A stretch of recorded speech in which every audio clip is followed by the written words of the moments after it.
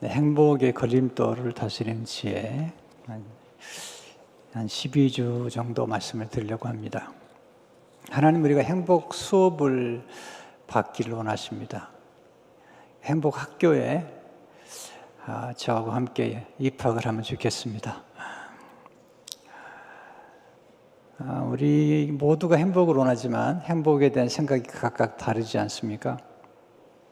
그러나 우리가 행복을 추구하는 것은 누구나 다 행복을 추구합니다. 오늘 행복하신지요? 여쭤보고 싶습니다. 파스칼은 말하기를 모든 사람은 행복을 추구하며 여기에 예외가 없다. 행복을 추구하는 수단은 저마다 다를지라도 그 모든 것은 한 지점을 향하고 있다. 행복은 모든 이들의 모든 행동의 동기다.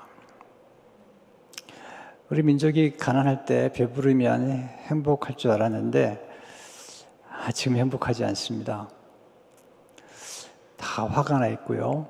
분노에 차 있습니다. 물론 다라는 표현은 좀 지나치긴 하지만 지금 어린아이들만 해도 초등학생들 가운데 4분의 1이 정서적으로 문제가 있다고 합니다. 청소년 자살률이 OECD 국가 중에 1등입니다. 2022년 3월 31일 사례 뉴스에 의하면 한국인의 행복지수는 146개국 중에서 59등이고요. OECD 38개국 중에서 36위로 최하위권에 속합니다. 우리는 행복하기 원한다고 하지만 행복에 대해서 깊이 공부하지 않고 또 행복에 대한 지식 또 행복하는 길에 대해서 깊이 숙고하지 않은 채로 살아갈 때가 많죠. 지식이 중요하지 않습니까? 호세 4장 6절에 보면 내 백성이 지식이 없음으로 망하는도다. 물론 지식은 하나님 아는 지식이죠. 또 율법을 아는 지식이죠. 그러나 행복에 대해서도 우리가 모르면 진정한 행복을 누릴 수가 없죠. 행복에 대해서 공부하려면 불행이 왜 오는가? 라는 것도 우리가 함께 알아야만이 이해가 됩니다. 숭실대학교의 김성욱 교수님은 행복의 구조는 불행의 구조이기도 하다. 행복의 근거가 무엇인가를 살펴보려는 우리의 노력은 불행의 근거가 무엇인가를 이해하는 노력과 동일하다. 행복의 비밀과 함께 그리고 우리를 불행하게 만드는 게 무엇인지를 공부해야 됩니다. 이번 설교 시리즈의 주제가 행복의 걸림돌을 다스리는 지혜인데 왜 제거하는 지혜라고요? 제가 정하지 않았을까요? 제가 말씀드리는 걸림돌은 제거할 수 있는 게 아닙니다. 우리가 죽을 때까지 다스려야 됩니다. 분노, 두려움, 또 나쁜 생각, 이거 제거할 수 있는 게 아닙니다.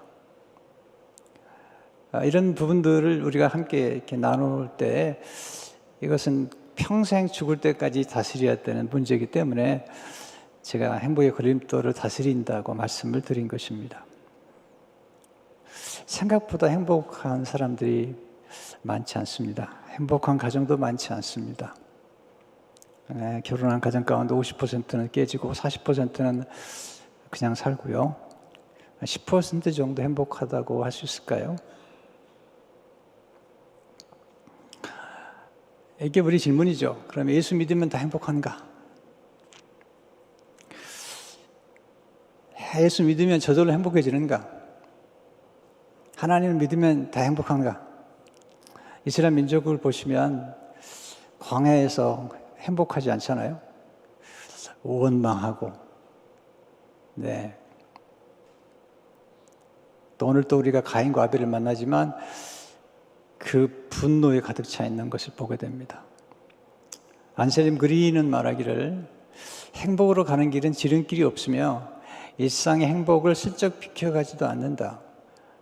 우리 행복은 우리의 평범한 일상 속을 통과해 간다. 우리는 어떻게 행복할 수 있을까요? 어떻게 생각하고 어떤 태도로 살고 어떤 행동을 하고 어떻게 대화할 때 우리 행복을 경험할 수 있을까요? 우리 집을 떠난 행복이 어떻게 다시 돌아오게 할 수 있을까요? 다시 성경으로 돌아가야죠. 이 성경은 행복의 매뉴얼이잖아요. 그래서 성경이 말씀한 대로 우리 따라가는 게 중요한 것입니다.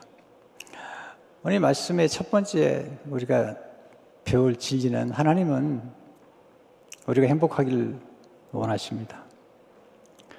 부모라면 자녀가 행복하기를 원합니다. 부모가 돼가지고 자녀가 불행하기를 원하는 사람은 본 적이 없습니다. 또 자녀가 형통하기를 원하죠. 잘 되기를 원하죠. 삼위일체 하나님이 행복한 분이시잖아요. 그리고 행복을 나눠주기 위해서 인간을 만드시고 피조물을 만드신 겁니다. 천지를 창조하실 때 하나님이 행복해 하셨어요. 창세기 1장 3절 4절을 보게 되면 하나님이 이르시되 빛이 있으라 하시니 빛이 있었고 빛이 하나님이 보시기에 좋았더라. 이 좋았더란 말이 토브인데 히브리어로 행복하다라는 뜻이에요. 창조물을 다 만드신 다음에 심히 좋았더라. 창세기 1장 31절을 보시게 되면 하나님이 지으신 그 모든 것을 보시니 보시기에 심히 좋았더라. 저녁이 되고 아침이 되니는 여섯째 날이니라. 심히 좋았다. 이 좋다는 말이 아름답다, 탁월하다, 그리고 행복하다는 뜻입니다. 하나님 우리에게 말씀을 주신 이유도 행복을 위해 주신 거잖아요. 신명기 10장 13절을 보시면 내가 오늘 내 행복을 위하여 내게 명하는 여호와의 명령과 규례를 지킬 것이 아니냐. 행복을 위해서 주신 말씀이죠. 예수님 오신 이유가 뭐죠? 요한복음 10장 10절에 보면 도둑이 오는 것은 도둑질하고 죽이고 멸망시키는 것뿐이요. 이 도둑이 죄죠. 이 도둑이 마귀죠. 내가 온 것은 양으로 생명을 얻게 하고 더 풍성히 얻게 하는 것이라. 이 생명은 영원한 생명이면서 이 생명 속에는 하나님의 생명 속에는 기쁨과 그리고 삶을 풍성하게 만드는 것이 담겨 있습니다. 두 번째 배우는 교훈은 죄가 인간을 불행하게 만든 것입니다. 하나님이 원래 만들었던 에덴 동산은 행복했죠. 아담과 하와가 선악과를 따먹고 죄를 짐으로 죄가 불안하게 만들었고 그리고 남을 탓하게 만들었고 아담과 하와가 서로 간에 남자와 여자가 경쟁 구도로 들어가기 시작합니다. 그리고 저주와 심판이 맺고 그게 옛뱀 마귀가 역사한 것입니다. 죄가 손을 대면 모든 것이 망가집니다. 가정도 죄가 들어오면 가정이 파괴되죠. 한 사람의 인생도 마찬가지죠. 죄가 역사하는 곳에 마귀가 역사합니다. 그런데 하나님이 손을 대면 모든 게 새로워지죠. 예수님 오신 가장 중요한 이유는 우리 인간을 망가뜨리고 우리 인간을 불행하게 하는 죄의 문제와 그리고 마귀의 문제를 해결하기 위해서 오신 거죠. 요한일서 3장 5절을 보게 되면 그가 우리 죄를 없애려고 나타나신 것을 내가 아나니 그에게는 죄가 없느니라. 죄가 사망을 심판과 하나님의 정죄를 불러오기 때문에 주님이 십자가에서 피를 흘리심으로 죄를 없애주신 것이죠. 피 흘림이 없이는 죄사함이 없잖아요. 요한일서 3장 8절을 보게 되면 하나님 아들이 나타나신 것은 마귀의 일을 멸하려 하심이라. 마귀가 죄를 타고 역사하잖아요.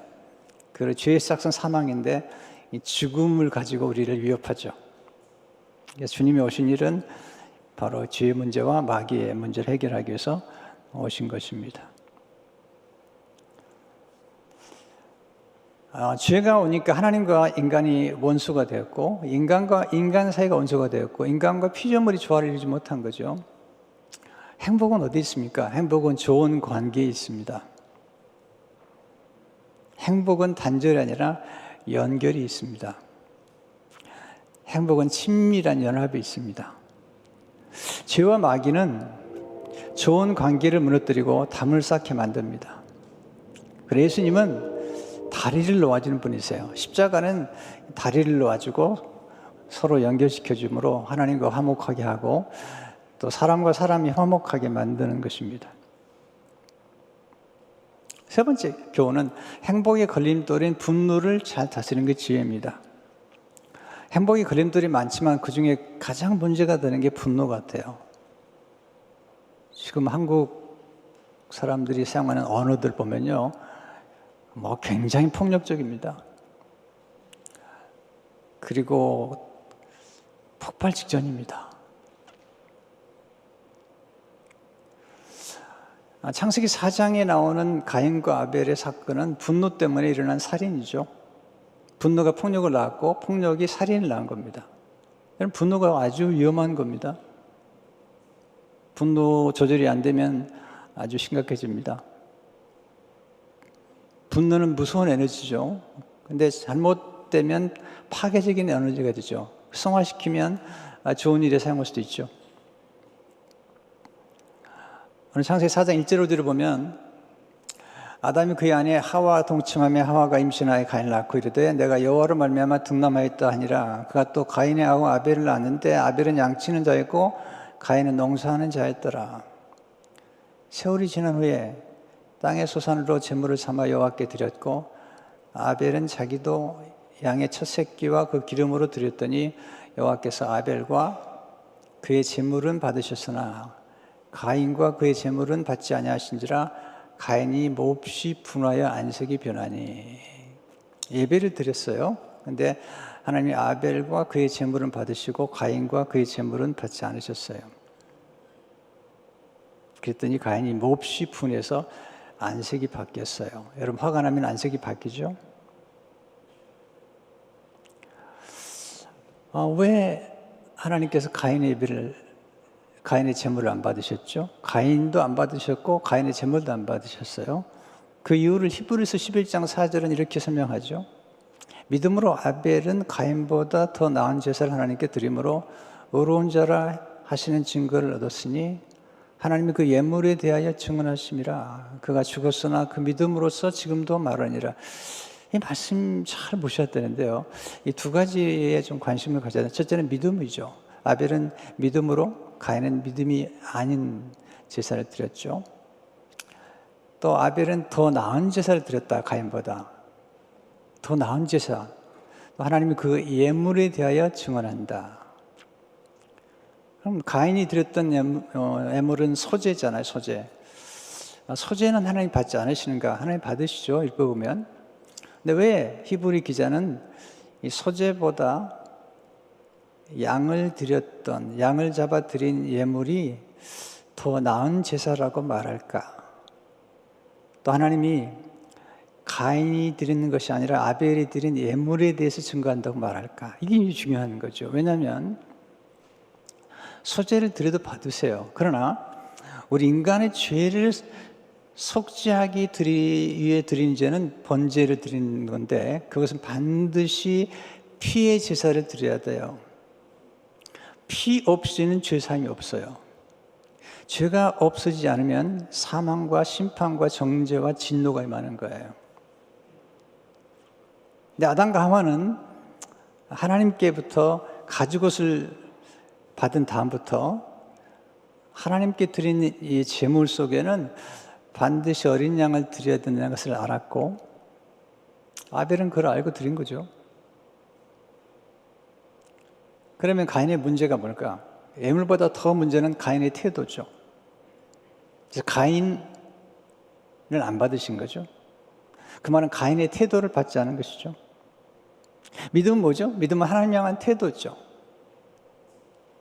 좀 자세 같은 거죠. 태도나 자세는 성품임과 관련되어 있고 그다음에 애고편과 관련되어 있습니다. 예배 드릴 때 여러분의 자세를 보면 주무실지 안 주무실지를 거의 알 수 있습니다. 자세만 봐도 많이 알 수 있죠. 물론 인간은 계속해서 변화되고 또 바뀔 수 있는 열린 존재이기도 하지만 때로는 어떤 분들을 만나서 한 30분 정도 얘기해 보면 그분의 말투, 언어 또는 삶의 의식 구조를 통해서 그분의 미래를 좀 예측할 수 있죠. 예고편을 볼 수 있죠. 그것은 뭐냐면 삶의 태도라고 할 수 있습니다. 근데 가인은 하나님 향한 태도가 좋지 않았죠. 하나님께서 가인과 가인의 예물을 받지 않았다면 이유가 있을 건데 그 이유는 생각하지 않고 자신의 잘못을 생각하지 않고 지금 몹시 분이 났어요. 창세기 5절을 보게 되면 가인이 몹시 분하여 안색이 변하니, 분노에는 좋은 분노가 있어요. 의분은 좋은 겁니다. 그런데 가인의 분노는 의분이 아니죠. 화를 내면 안색이 변하죠. 그리고 건강에 아주 안 좋습니다. 하나님께서 가인에게 말씀하세요. 왜 제물을 받지 않으시는지. 6절 7절을 보시면 여호와께서 가인에게 이르시되 내가 분하여 하면 어찌 됨이며 안색이 변하면 어찌 됨이냐. 내가 선을 행하면 어찌 낯을 들지 못하겠느냐. 선을 행하지 아니하면 죄가 문에 엎드려 있느니라. 죄가 너를 원하나 너는 죄를 다스릴지니라. 그는 죄를 다스리지 못하죠. 그의 태도가 결과로 나타납니다. 우리 인간의 태도나 자세 이런 것들은 다 결과로 나타나는데 결국은 동생을 쳐 죽이잖아요. 그래서 우리 깊이 깨달아야 됩니다. 거룩한 것 속에 악이 들어 틈탈 수 있다는 겁니다. 예배를 드리는 사람들 가운데 죄악이 역사할 수 있습니다. 예배를 드리는 사람들 가운데 분노 조절이 안 되는 사람이 있습니다. 가인은 죄를 다스리지 못하고 죄의 노예가 되죠. 가인의 분노는 폭력으로 변합니다. 분노는 폭력을 낳습니다. 분노는 언어 폭력과 육체적 폭력을 낳습니다. 가인의 말투는 거칩니다. 하나님 향한 그의 말투가 좋지 않습니다. 결국 그는 동생을 쳐 죽입니다. 예배 드린다고 다 사람들이 행복한 것도 아니에요. 잘못된 예배를 드리거나 잘못된 자세로 예배를 드리면 그렇게 행복하지 않습니다. 예배 드리고 나가다가 파킹장에서 싸우는 거 많이 봤습니다. 예배 드리고 가는 도랑 안에 부부 싸움하는 것도 있죠.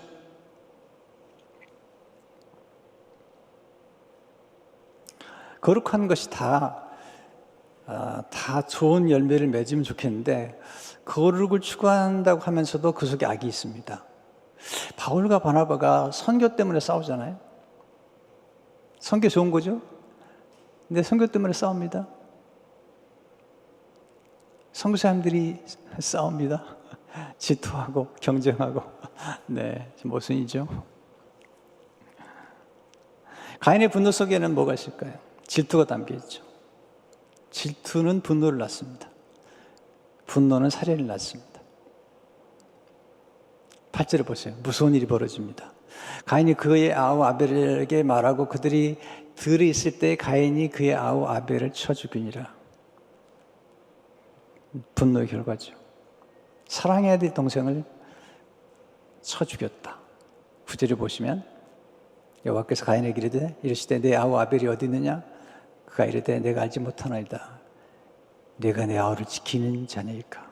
말투가 좋지 않습니다. 가정폭력은 무서운 것입니다. 에서도 그의 분노 때문에 동생을 죽이려고 했습니다. 형제 간의 가정폭력, 부부 간의 가정폭력 대단히 위험한 것입니다.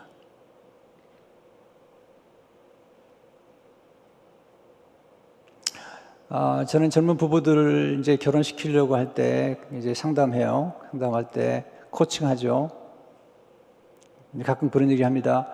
만약에 남편이 때리려고 하면 때리면 경찰을 불러라. 처음에 불러라. 바로 불러라. 함부로 하지 못하게 만들어라. 처음에 나도 당신의 폭력과 대처할 수 있는 힘이 있다는 걸 보지 않는 한 계속 폭력에 시달리게 될 텐데 안 됩니다. 그러면 안 됩니다. 문제는 아내가 때리면 어떨 것이냐. 알아서 하십시오.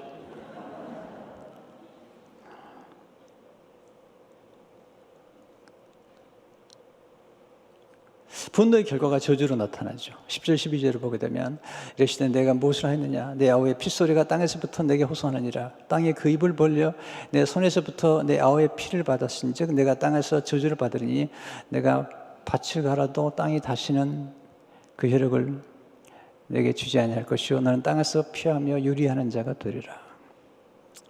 분노의 결과는 불행입니다. 여러분, 분노의 정체를 알고 그리고 분노의 시체를 알아야만이 분노를 다스릴 수 있습니다. 분노의 심각성을 아셔야 됩니다. 문제는 우리 자녀들이 지금 분노에 처했다는 겁니다. 청소년기에 있는 자녀들, 심지어는 어린 자녀들도 분노에 처해 있습니다. 분노 조절이 안 됩니다. 왕따를 당하고 가장 무서운 분노는 숨은 분노입니다. 분노를 인식하지 않거나 또는 분노를 잘 표현할 수 않은 채로 분노를 키우는 겁니다. 어느 순간에 이게 폭발해 버립니다. 분노가 적절하게 표현되지 않으면 표현이 중요한 거예요. 이게 분노가 적절하게 표현되거나 이해되지 않을 경우에 이제 그게 나중에 공황장애로 나타나기도 하고 여러 가지 심리적인 문제가 일어나기도 합니다.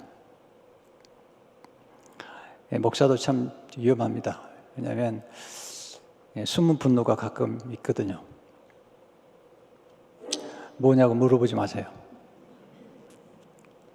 특별히 겉으로 굉장히 친절해야 되는 사람들, 겉으로 굉장히 모든 사람에게 잘해야 되는 그런 직업에 속하는 분들, 의사 선생님들, 다 보이지 않게 있습니다. 또 장사하는 분들, 또 세일즈하는 분들, 뭐 성격 좋아가지고 뭐 손님 떠나고 나면 야 기분 나쁘다 소금 뿌려라 뭐 그 정도면 좋지만 그렇지 못할 수 그게 어렵잖아요.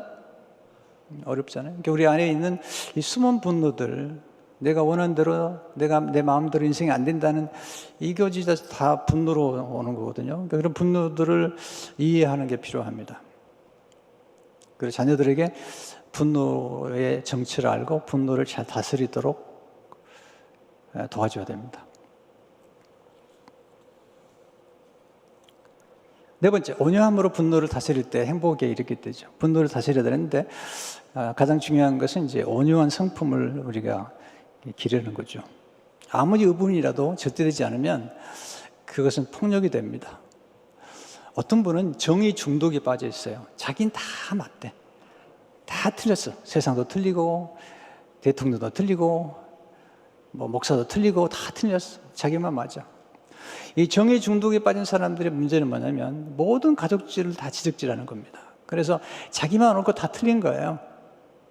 스스로가 옳다고 생각하는 이 정의 중독에 빠지게 되면 무한히 많은 사람들을 비난하고 경멸하게 됩니다. 이건 아주 위험한 것입니다. 정의란 이름으로 얼마나 많은 사람들이 죽임을 당했는지 몰라요. 얼마나 많은 사람들이 학대를 당했는지 몰라요. 인간은 누가 옳고 그른가를 정확히 판단할 수 있는 존재가 아닙니다. 그런데 선악과를 따먹었다는 것은 선악을 분별할 수 있는 것은 하나님밖에 없습니다. 진실과 사실이 있는데 사실과 진실이 다를 수 있습니다. 근데 사실과 진실을 모두 알 수 있는 분은 하나님밖에 없습니다. 근데 인간이 선악과를 따먹고 스스로가 하나님이 되어버렸어요. 스스로가 의롭다고 생각합니다. 분노 잘 다스려야 되죠. 그 비밀이 야고보 1장 19절에 21절에 나오죠. 내 사랑하는 자들아 너희가 알지니 사람마다 듣기는 속히 하고 말하기는 더디하며 성내기도 더디하라. 사람이 성내는 것이 하나님 의를 이루지 못함이라. 그러므로 모든 더러운 것과 넘치는 악을 내버리고 너 영혼을 능히 구원할 바 마음에 심어진 말씀을 온유함으로 받으라. 이 말씀이 신약의 잠언이죠.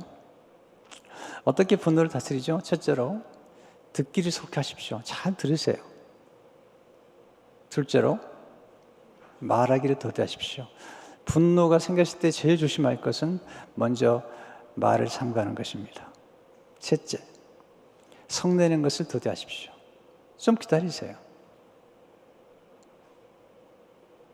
넷째, 자기를 성찰하는 가운데 더러운 것과 넘치는 악을 내버리십시오. 왜 내가 화를 내는지 알아야 돼요. 사실 우리가 내는 대부분의 화는 세계 평화를 위해서 내는 화가 아닙니다. 음식이 뭐냐? 왜 양말은 꼭 여기다 꼭 놔야 되느냐? 지극히 간단한 거죠. 근데 우리 안에 이 더러운 것과 넘치는 악이 있기 때문에 거기서부터 우리가 이 분노가 생기는 거거든요. 그러니까 자기를 성찰하는 시간을 가져야 됩니다.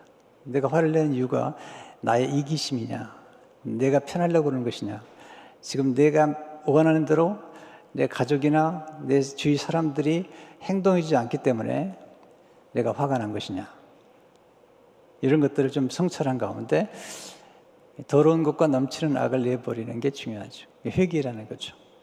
다섯째, 마음에 심어진 말씀을 온유함으로 받으십시오. 하나님 말씀을 마음에 심는 게 중요한데 여기서 온유함으로 받으라는 거예요. 온유라는 것은 굉장히 중요한 단어죠.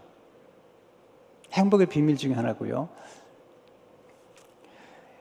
온유란 단어는 헬라어로 프라우테스인데 이 단어가 아주 재밌는 단어입니다. 이 온유는 쉽게 충동적으로 화를 내는 것과 어느 때도 화를 내지 않는 극단의 중간에 있는 겁니다. 쉽게 충동적으로 화를 내는 거 좋지 않습니다. 또는 아무런 화도 안 났다. 이것도 문제입니다. 불의하는 것을 봤는데 화가 안 난다. 이것도 문제잖아요. 그러니까 쉽게 충동적으로 화를 내는 것과 아무 화도 내지 않는 그 중간에서 이 분노를 조절하는 능력, 그 힘, 이게 온유라는 것이죠. 근데 하나님 말씀을 받을 때 이 말씀을 받는 게 굉장히 중요합니다.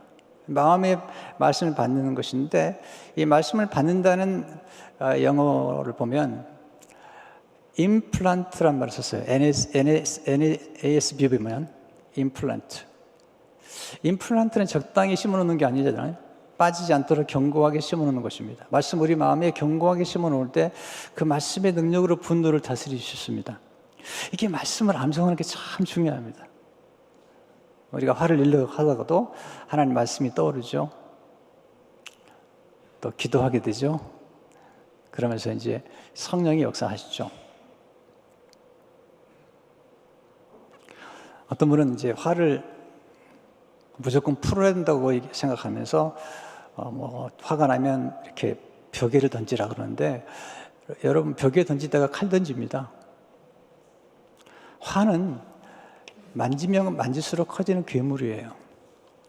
화를 내면 낼수록 거칠어집니다. 그래서 노를 다스리는 걸 지으라는 거예요. 말도 보세요. 처음에는 부드럽게 시작했다가 점점 화가 나면 극단적인 표현을 쓰게 되잖아요. 성경은 노를 다스리라, 마음을 다스리라고 말씀하죠. 잠언 16장 32절을 보시면 같이 읽겠습니다. 시작. 노하기를 더디하는 자는 용사보다 낫고 자기의 마음을 다스리는 자는 성을 빼앗는 자보다 나으니라. 잠언 14장 29절 말씀 같이 읽겠습니다. 노하기를 더디하는 자는 크게 명철하여도 마음이 조급한 자는 어리석음을 나타내니라. 노하기를 더디하는 것이 크게 명철하다는 거죠. 잠언 15장 18절을 보시면 분을 쉽게 내는 자는 다툼을 일으켜도 노하기를 더디하는 자는 시비를 그치게 하느니라. 잠언 15장 1절을 보시면 유순한 대답은 분노를 쉬게 하여도 과격한 말은 노를 격동하느니라. 그러니까 어떻게 대화하느냐가 굉장히 중요한 것입니다. 여러분 분노가 마음이 일어나면 잠시 멈추십시오. 말도 멈추고 행동도 멈추십시오. 그리고 하나님께 기도하십시오. 기도하면 하나님께서 평강을 주시고 분노를 다스리는 능력을 주시죠. 그리고 왜 내 안에서 분노가 생겼는지를 생각해 보세요. 여러분, 생각하는 훈련을 하셔야 됩니다. 어떤 분들은 생각하고 말하는 분이 있고요. 어떤 분은 말하면서 생각하는 분이 있고요. 어떤 말하고도 생각하지 않은 분이 계세요. 생각 없이 사는 분들 계시죠. 왜 내가 화가 났는지, 무엇을 얻기 원하는지, 원하는 것을 어떻게 얻을 수 있는지를 생각해 보세요. 특별히 분노 후에 나타날 결과를 미리 생각해 보세요.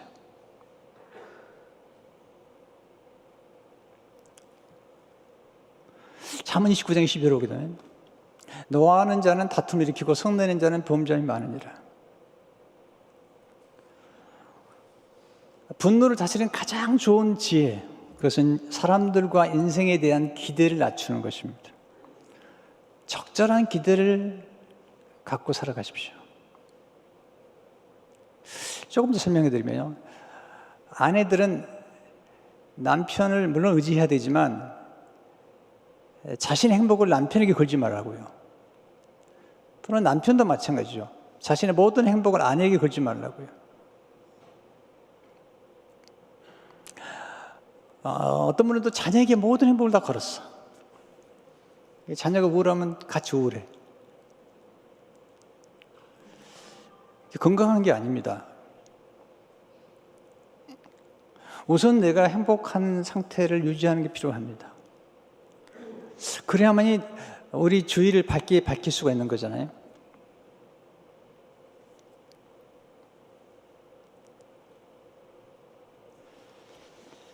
진정한 행복은 하나님께 있습니다. 무엇보다도 하나님의 선하심을 생각하시고요, 참된 만족은 하나님 안에 있다는 것을 기억하십시오. 존 파이프는 이렇게 말하죠. 가장 깊고 영구적인 행복은 하나님 안에서만 발견된다. 자, 우리가 기대는 행복을 기대는 많은 사람들과 또 많은 것들이 언젠가는 우리 곁을 떠날 수 있지 않습니까? 하나님은 영원하신 분이죠. 특별히 환경을 초월하고 그리고 하나님만을 살아가는 비밀을 터득하는 게 필요하고요. 특별히 자신의 언어와 대화 방식을 살피고 소통하는 법을 배우십시오. 이게 아주 중요해요. 오늘 제가 얘기하고 싶어요. 자신의 언어와 대화하는 방식을 살피고 소통하는 법을 배우십시오. 존 가트맨이라는 분은 많은 부부를 코칭했어요. 많은 부부를 상담하고 그리고 특별히 이혼하는 가정을 아주 연구를 많이 하다가 일정한 공식을 발견한 거예요. 이분이 놀라웠게. 그래서 부부싸움하는 사람들을 이렇게 한 5분만 지켜보면은 이분들이 부부싸움을 하지만 계속 살 것인지, 이 두 사람은 부부싸움을 한 후에 얼마 있다가 이혼할 것인지를 거의 맞춰내는 거예요. 결혼한 다음에 이혼하게 된 가정들, 문제는 싸움이 있지 않고 싸움의 방식이 있다는 거예요. 대화하는 방식이 있다는 거죠.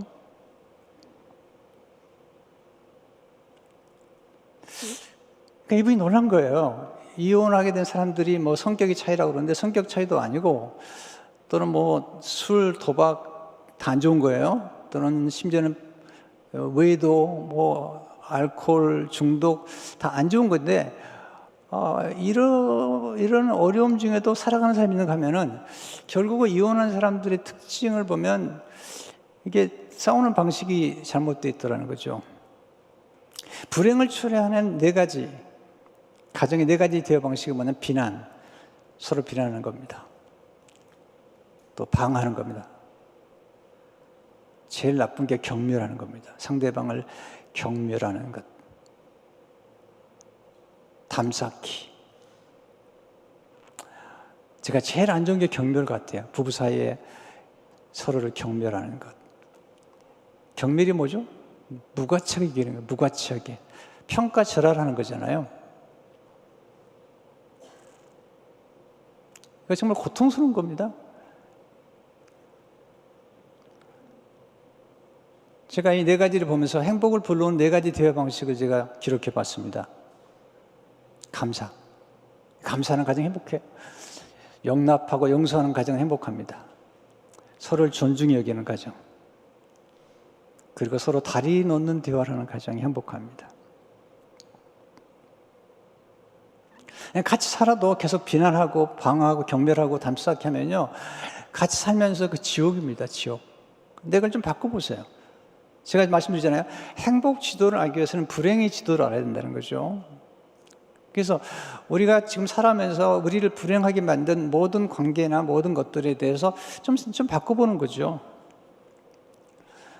특별히 감사하는 거, 서로를 향해서 감사하고 서로를 용납하고 있는 그대로 용납하고 용서하고. 여러분, 행복한 가정에는 용서가 있습니다. 소통의 방식이 온유합니다. 근데 극단적인 표현을 삼갑니다. 우리 안에 거하시는 성령님의 도우심을 받아 분노를 다스리십시오.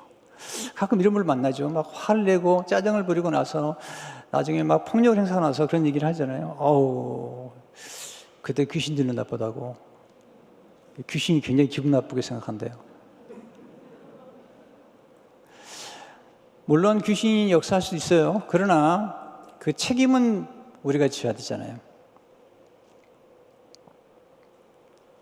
여러분, 폭력과 폭언, 특별히 폭언도 안 좋은 겁니다. 이 폭언을 들으면요, 사람의 자존감이 확 떨어집니다. 열등의식이 생깁니다. 굉장히 낙심하게 됩니다. 내가 이것밖에 안 되는구나, 이런 생각을 하게 되잖아요. 그런데 우리 상대방을 칭찬하고 격려하고 감사하고 존중하게 되면 이 자존감이 확 살아납니다. 삶의 존재 이유를 발견하게 되죠. 그래서 우리의 언어가 굉장히 중요하잖아요. 성경에서 말하는 언어의 그런 표현 방식들이 우리 삶에서 굉장히 중요합니다. 하나님이 원하신 게 뭐죠? 감사하라는 거죠. 서로를 존귀히 여기라는 겁니다. 하나님의 자녀라는 겁니다. 하나님의 사랑받는 자녀라는 겁니다.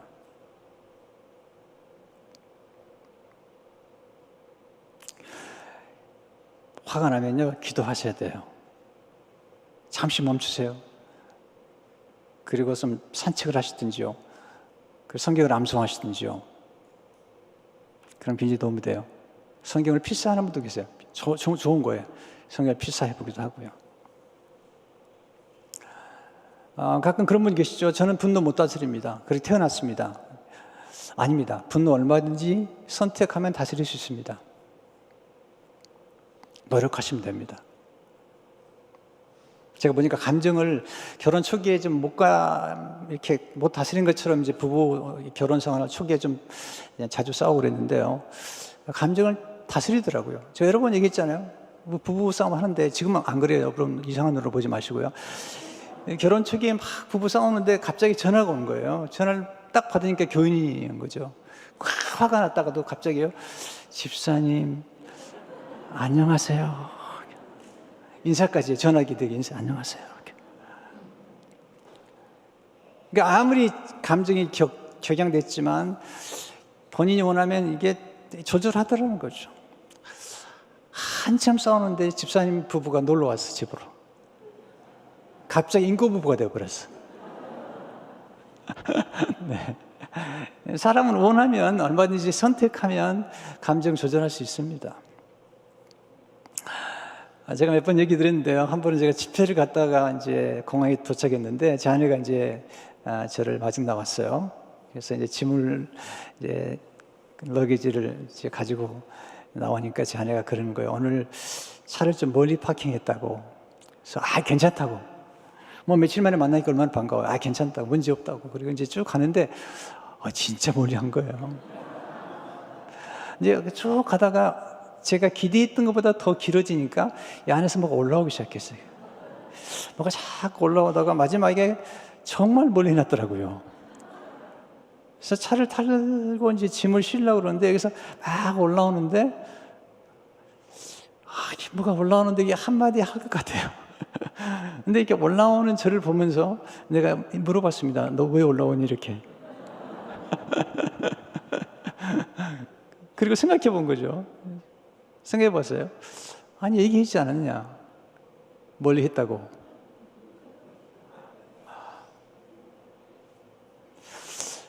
여기서 올라오는 거죠. 내가 지금 집회에 갔다 오면 피곤한데 이게 멀리 했나 이래서 그렇게 문득 또 올라오는 게 뭐냐면 내가 화를 내면 오늘 밤에 어떻게 될까. 근데 화를 안 냈거든요. 그리고 집에 잘 갔습니다. 반찬이 좋았습니다. 만약에 화를 냈다고 생각해 보세요. 네.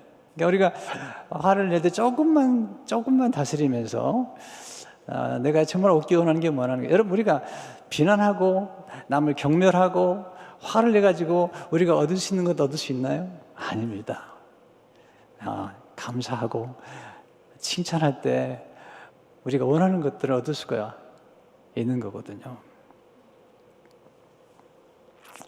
여러분, 분노의 에너지를 낭비하지 말고 하나님의 뜻을 이루는 데 사용하십시오. 네, 성을 내는 것은 하나님의 의를 이루지 못한다고 그러잖아요. 분노의 에너지를 기도를 통해 거룩한 에너지를 바꾸십시오. 분노 잘 다스려서 서로 감사하고 또 서로를 존귀 여기는 가운데 행복한 한 분 한 분 되시길 주의 이름으로 축원합니다. 하나님 감사합니다. 오늘 주신 말씀으로 양식을 삼고 지혜를 삼아 가정에서, 직장에서, 삶의 현장에서, 그리고 회사에서, 또 우리 자녀들과의 관계 속에서 행복을 가꾸고, 또 우리 자녀들에게 분노를 다스리는 모범을 보여 우리 자녀들도 분노를 잘 다스려 명철하고 지혜롭고 행복한 자녀가 되도록 축복해 주옵소서. 예수 이름으로 기도합니다.